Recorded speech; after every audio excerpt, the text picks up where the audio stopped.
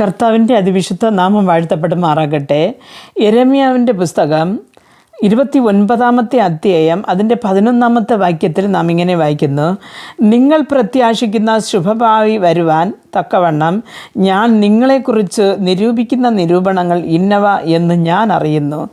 അവ തിന്മയ്ക്കല്ല നന്മയ്ക്കത്രയുള്ള നിരൂപണങ്ങൾ എന്ന് യഹോവയുടെ അരുളപ്പാട്. ഇവിടെ കഷ്ടപ്പെടുന്ന ഒരു ജനതയോട് യെരമ്യാ പ്രവാചകൻ മുഖാന്തരം യഹോവ കൊടുക്കുന്ന ഒരു അരുളപ്പാടാണ് നാം ഇവിടെ വായിച്ച് കേട്ടത്. പലപ്പോഴും ജീവിതത്തിൽ ഒരു ശുഭഭാവി നമുക്ക് വേണമെന്ന് പറഞ്ഞിട്ട് രാപ്പകലില്ലാതെ അധ്വാനിക്കുന്ന മനുഷ്യരുണ്ട്.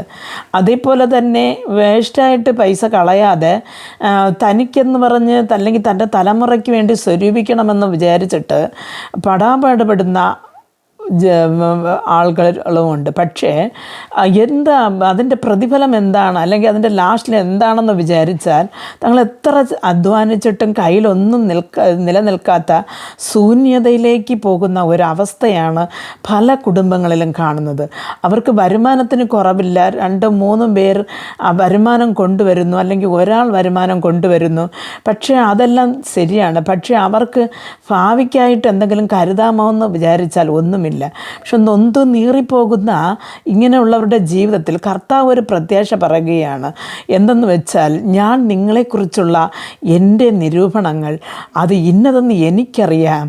അത് ഒരിക്കലും തിന്മയ്ക്കായിട്ടല്ല, അത് നന്മയ്ക്കായിട്ടത്രേ എന്ന്. പ്രിയ ദൈവമക്കളെ, ഇന്ന് നിങ്ങൾ ഒരു കഷ്ടതയിൽ കൂടെ കടന്നു പോകുന്നു എങ്കിൽ അത് കർത്താവിന് നിങ്ങളെക്കുറിച്ചൊരു നിരൂപണം ഉണ്ട് എന്ന് നിങ്ങൾ മനസ്സിലാക്കണം. കാരണം എന്തെന്ന് പറഞ്ഞാൽ, നമ്മുടെ തലയിൽ നിന്ന് ഒരു മുടി കീഴെ വീഴണമെന്ന് പോലും അത് കർത്താവിൻ്റെ ആ ഒരു ആജ്ഞപ്രകാരം അല്ലെങ്കിൽ ഒരു മനസ്സിൻ്റെ ഇഷ്ടപ്രകാരമല്ലാതെ അത് സംഭവിക്കുന്നില്ല എന്ന് വചനം പറയുമ്പോൾ നമ്മുടെ ജീവിതത്തിൽ വരുന്ന നഷ്ടങ്ങളും കഷ്ടങ്ങളും കടഭാരങ്ങളും രോഗങ്ങളും ഒന്നും നമുക്ക് തിന്മയ്ക്കായിട്ടല്ല നന്മയ്ക്കായിട്ട് അത്രേ എന്ന് കർത്താവ് പറയുമ്പോൾ ഈ വചനത്തിൽ വിശ്വസിച്ചുകൊണ്ട് മുമ്പോട്ട് പോകുവാൻ നമുക്ക് ഓരോരുത്തർക്കും ദൈവം കൃപ നൽകട്ടെ. പ്രാർത്ഥിക്കാം.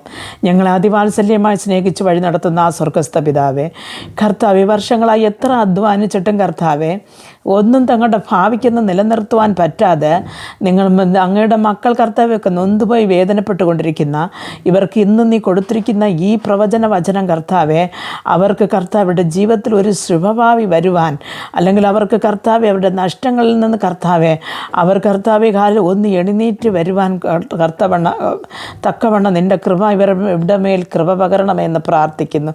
അങ്ങയുടെ മുഖപ്രകാശം ഇവർ കണ്ട് കർത്താവെ സന്തോഷിച്ചുകൊണ്ട് ജീവിപ്പാൻ ഓരോരുത്തർക്കും കൃപ നൽകണമെന്ന് പ്രാർത്ഥിക്കുന്നു. യേശു ക്രിസ്തുവിൻ്റെ നാമത്തിൽ പ്രാർത്ഥിക്കുമ്പോൾ പ്രാർത്ഥന കൃപയോട് കേട്ട് മറുപടി നൽകി തരണം നല്ല പിതാവേ. ആമേൻ.